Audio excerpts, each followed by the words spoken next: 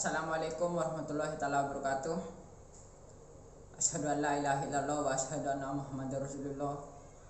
Yang saya hormati Ibu Erina Saputri, Estos MAP, selaku dosen pengampu mata kuliah Kebijakan Kependudukan kelas D via 1. Yang saya hormati teman-teman seangkatan di Universitas Madura, Fakultas Ilmu Administrasi. Puji syukur saya panjatkan atas kehadiran Allah Subhanahu wa Ta'ala yang Maha Pengasih lagi Maha Penyayang. Dan sholawat beserta salam saya haturkan kepada Nabi besar Nabi Muhammad SAW, karena berkat beliaulah kita semua ada di alam yang terang benderang ini. Perkenalkan, nama saya Arga Pratama. Saya mahasiswa Unira, Fakultas Ilmu Administrasi. Di sini saya akan menjelaskan tentang kebijakan kependudukan.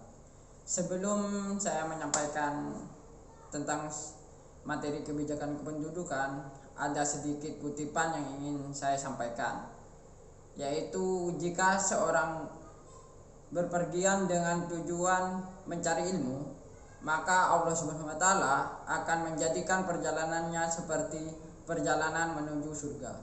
Artinya ilmu itu sangat berguna bagi insan di dalam sebuah perjalanan hidup. Mungkin langsung saja ke sebuah materi kebijakan kependudukan.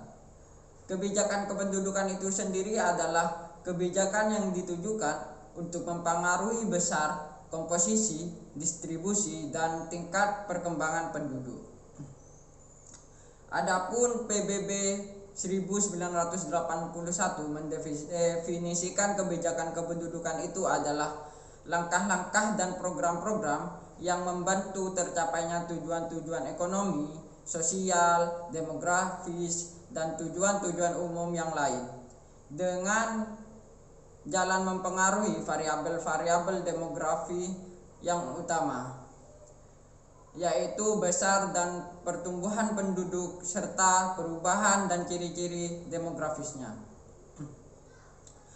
Adapun 3 tujuan kebijakan kependudukan. Yang pertama, melindungi kepentingan dan mengembangkan kesejahteraan penduduk itu sendiri, terutama generasi yang akan datang.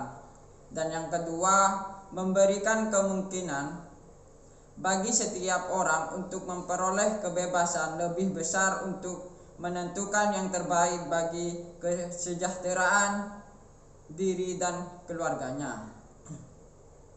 Dan yang ketiga, kebijaksanaan harus diarahkan untuk meningkatkan kualitas hidup penduduk. Dan 3 komponen dari kebijakan kependudukan. Yang pertama, kuantitas penduduk, dan yang kedua, kualitas penduduk, dan yang ketiga, mobilitas atau penyebaran penduduk. Yang di dalam ketiga komponen itu ada data dan ADM penduduk. Ada 6 pembahasan di dalam sebuah materi kebijakan kependudukan.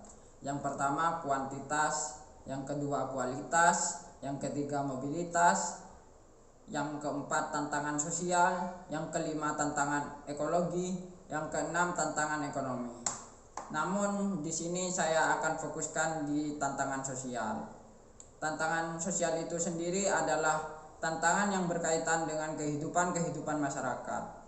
Dan ada 6 pembahasan di dalam tantangan sosial. Yang pertama, pengendalian kelahiran, dan yang kedua, penurunan tingkat kematian, yang ketiga, perpanjangan harapan hidup, yang keempat, penyebaran penduduk yang serasi dan seimbang, dan yang kelima, pola urbanisasi yang lebih berimbang dan merata. Dan yang pertama, pengendalian kelahiran. Pemerintah Indonesia sudah berupaya dalam pengendalian kelahiran dengan yang disebut KB atau program KB. Namun ada juga tantangannya. Artinya tantangannya itu sendiri adalah masih banyak masyarakat yang kurang paham atas program KB itu sendiri. Yang artinya pemerintah sudah berupaya agar masyarakat bisa mengantisipasi umur dari anak yang dilahirkan, antara umur anak pertama dan umur anak kedua dan selanjutnya. Dan yang kedua yaitu penurunan tingkat kematian. Di sini pemerintah berfokus di AKI dan AKB. Apa itu AKI? AKI itu adalah angka kematian ibu, sedangkan AKB itu angka kematian bayi. Yang artinya pemerintah harus fokus di dalam sebuah pelayanan yang diberikan di puskesmas, rumah sakit dan lain sebagainya dalam melayani ibu hamil. Dan yang ketiga, perpanjangan harapan hidup.